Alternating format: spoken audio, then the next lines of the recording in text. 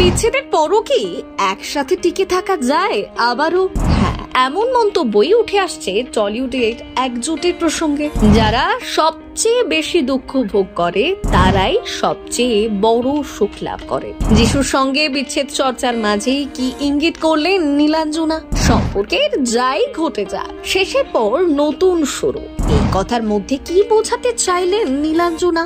তাহলে কি আবার একসাথে থাকার সিদ্ধান্ত নিয়েছেন যিশু নীলাঞ্জনা? গত কয়েক মাস যাবৎ টলিপাড়ায় আলোচনার কেন্দ্রবিন্দুতে যিশু নীলাঞ্জনার বিচ্ছেদ। খাতায় কলমে এখনো স্বামী স্ত্রী হলেও ছাদ আলাদা হয়েছে অনেক। ইনস্টাগ্রামে নীলাঞ্জনা লিখলেন, সব শেষের পর নতুন শুরু হয়, হৃদয় জুড়ে শুধু কৃতজ্ঞতা।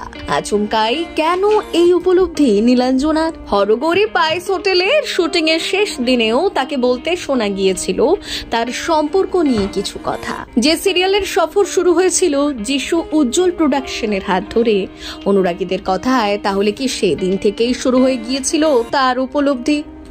এবার হয়তো একসাথে হওয়াটা প্রয়োজন, এমনটাই মন্তব্য করছেন অনেক নেটিজেনরা। একসময় টলিপাড়ার সব থেকে জনপ্রিয় জুটি ছিলেন যিশু সেনগুপ্ত ও নীলাঞ্জনা।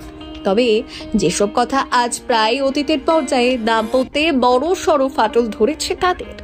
গত বছরেই শোনা গিয়েছিল আইনি বিচ্ছেদের পথে হাঁটছেন যিশু সেনগুপ্ত এবং নীলাঞ্জনা সেনগুপ্ত।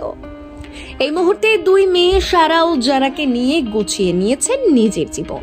গত বছরে নিজের নামের থেকে সেনগুপ্ত পদবি মুছে ফেলার পর তারপরই নীলাঞ্জনা একটি পোস্টে লেখেন, সম্পর্কে থাকাকালীন সঙ্গীর সঙ্গে প্রতারণা সবচেয়ে অসম্মানজনক কাজ, যা কোনো মানুষ করতে পারে না।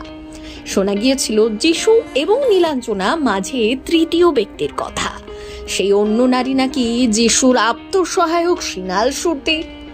সিনালের সঙ্গে যিশুর সম্পর্ক নিয়ে নেট পাড়ার সন্দেহ জাগলেও আত্মপক্ষ সমর্থনের জন্য যিশু কিন্তু মুখ খোলেননি। তাতে সন্দেহ কমে গিয়ে তার জায়গায় এসেছিল বিস্ময়।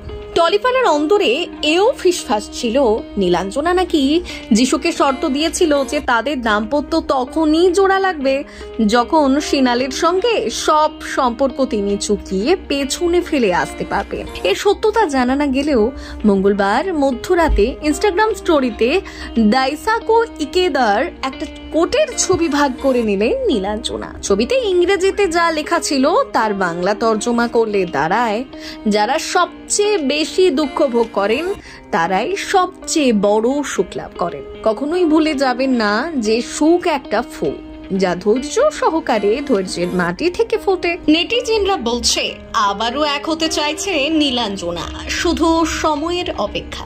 দেখা যাক কি হয়। Bureau report, সিনিচক্র।